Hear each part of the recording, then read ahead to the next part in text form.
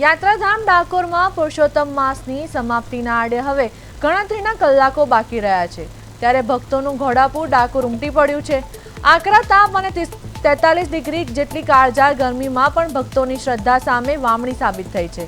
કાળિયા ઠાકોરની એક ઝલક મેળવવા માટે ભાવિકો 2 કિલોમીટર લાંબી લાઈનોમાં કલાકો સુધી રાહ જોવા તૈયાર જણાયા। મંદિર તંત્ર દ્વારા પણ દર્શનાર્થીઓ આસ્થાને ધ્યાનમાં રાખીને ભગવાન રણછોડરાયને શીતળ ચંદનનો લેપ કરી અને કિંમતી આભૂષણોથી અલૌકિક શણગાર કરવામાં આવ્યો છે। જય રણછોડ માખણચોરના નાદ સાથે આખું ડાકોર ધર્મમય બની ગયું છે। અધિક માસના અંતિમ દિવસોમાં પ્રભુના દર્શન કરવા માટે ભક્તોમાં પુણ્યનું ભાથું મેળવવાની તક બની છે।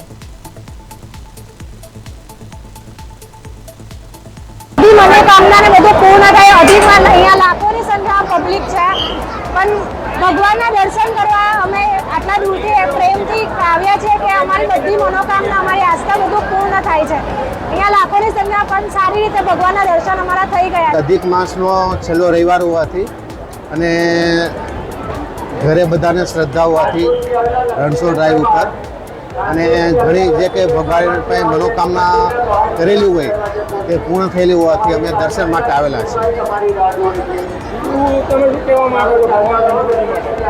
ભગવાન રણછોડરાય માટે જો કે બધું કહેવાની જરૂર છે નહીં। હવે જે કોઈ વ્યક્તિને મનોકામના હોય અથવા કોઈ મનમાં સંકલ્પ કરે તો ભગવાન રણછોડરાયની મનોકામના